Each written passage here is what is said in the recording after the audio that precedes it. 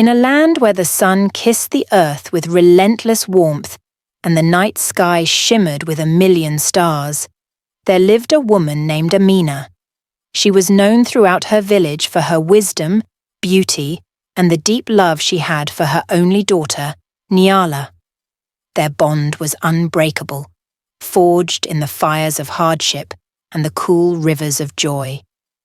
Amina was a widow, and Nyala was her world, her hope, and her reason for living. Their village, nestled in the heart of a vast savanna, was surrounded by myths and legends. One such legend told of the great spirit of the river, an ancient deity who protected the land but demanded a sacrifice every generation to ensure the village's prosperity and safety. The villagers lived in fear of this legend, but no one had ever been chosen for the sacrifice in living memory. One fateful year, the rains failed to come, the riverbeds dried up, the crops withered, and the once lush landscape turned to dust.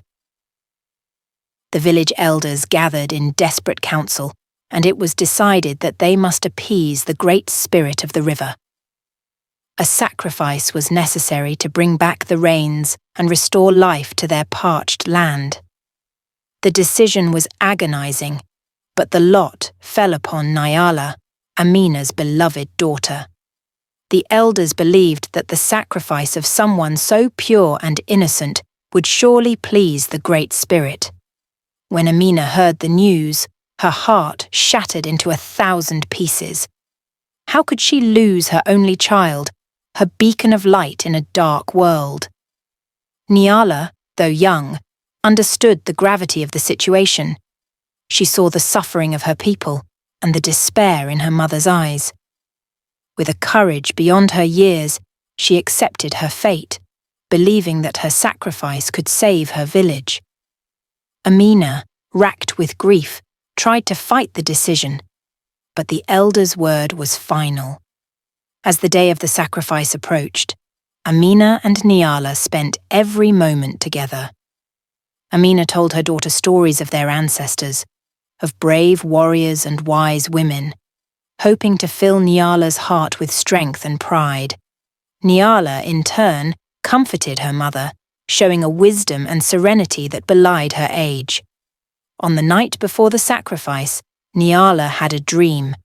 In it, she was visited by the great spirit of the river, who spoke to her in a voice as soothing as the river's flow.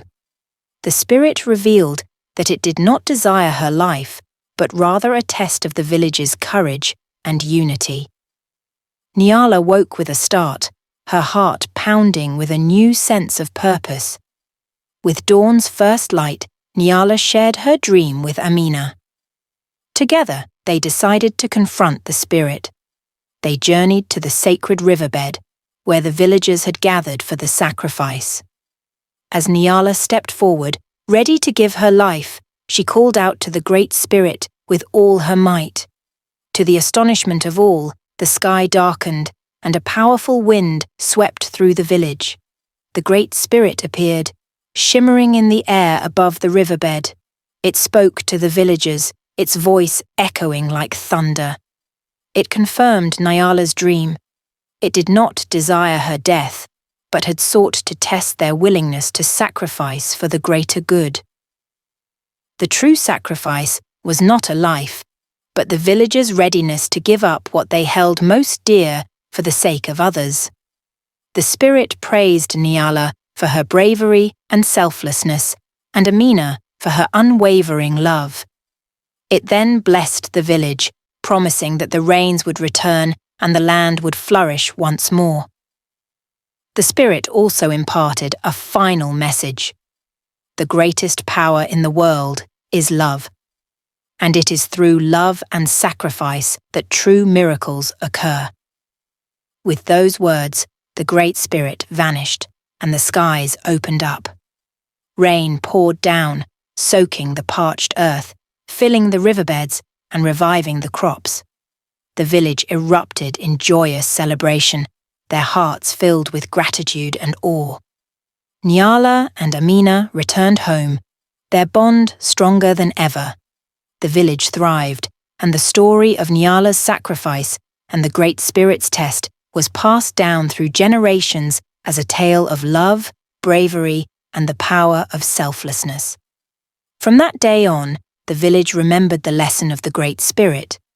True sacrifice is not measured by the loss of life, but by the willingness to give up one's own comfort and happiness for the good of others. And in that sacrifice, they found the true essence of love and the path to redemption.